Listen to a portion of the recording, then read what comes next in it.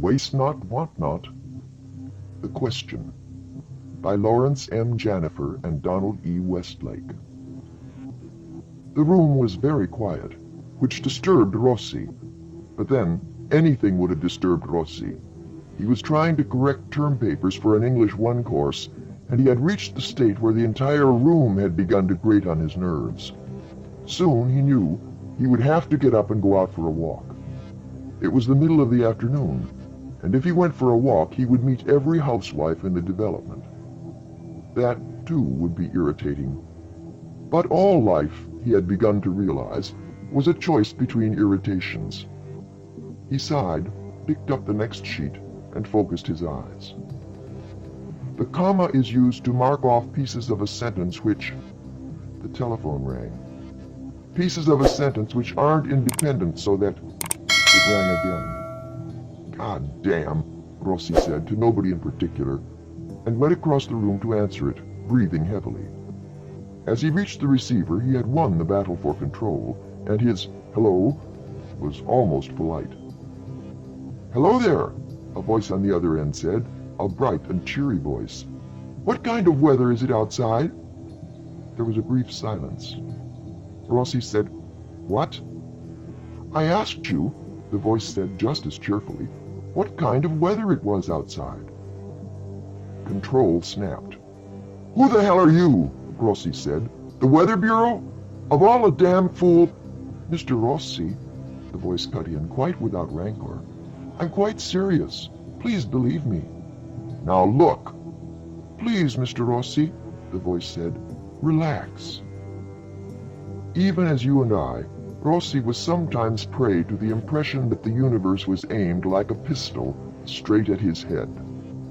The afternoon had done nothing to remove this impression, and this telephone call with its idiotic question was the final straw. The world narrowed, contracted, and centered around Rossi's head. Everything was part of a conspiracy directed at Rossi, and everybody was out to do him harm. "Relax," he asked the receiver. "Now look, whoever you are, I'm working here. I'm trying to get some work done. I don't need anybody calling up to ask stupid—" "It's not a stupid question," the voice told him patiently.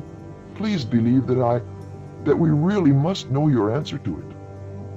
Somehow, even through the red fog of anger, Rossi believed the voice. "What is this, then?" he asked thinly. "Some kind of TV program?" "Why, no," the voice said, "and it isn't a research poll, a psychiatric game, or a practical joke. We are quite serious, Mr. Rossi." "Well," Rossi said, having come to a decision, "the hell with you." He began to hang up, but the voice continued to talk, and curiosity won out, briefly, in its battle with anger. The whole world was, admittedly, after Rossi, but he had his choice of irritants. It was the phone call versus his English 1 class. He put the receiver back to his ear. "Must insist," the voice was saying. "It will really be much simpler, Mr. Rossi, if you just answer the question.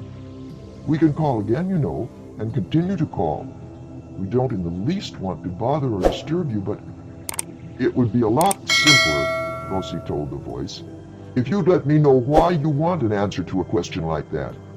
What kind of weather is it outside? My God, can't you look for yourself, or call information or something?" "I'm afraid I can't tell you any more," the voice said, with a trace of what might have been real regret, and might have been only the actor's version of it, so common among television quiz show announcers. "But if you'll just—" "Some kind of a nut," Rossi muttered. "What was that?" the voice asked. Rossi shook his head at the phone. "Nothing," he said, "nothing." And then, possibly under the spur of embarrassment, he bent down from his position at the telephone and took a look toward the front window of the room. "It's a nice day," he said. "Or anyhow, it looks like a nice day. Is that what you want?" "Exactly," the voice said, and Rossi thought he could hear relief in its tones. "Can you go into a little more detail?" "Well," Rossi went on, feeling even more embarrassed The way things had gone all day, now was the moment when someone would walk in on him and find him describing the weather to a strange voice on the telephone. "Well, it's a little cloudy, but nice. I can't see the sun because of the clouds, but there's plenty of light and it looks warm. Kind of misty, I suppose you'd say." "Ah," the voice responded. "You can't see the sun, you say?" "That's right," Rossi told him. "But it's a good day, if you know what I mean. A little cloudy, but... Say, look, what the hell is this anyhow?" The thought of someone surprising him during so odd a conversation gave rise to one last sudden spurt of irritation.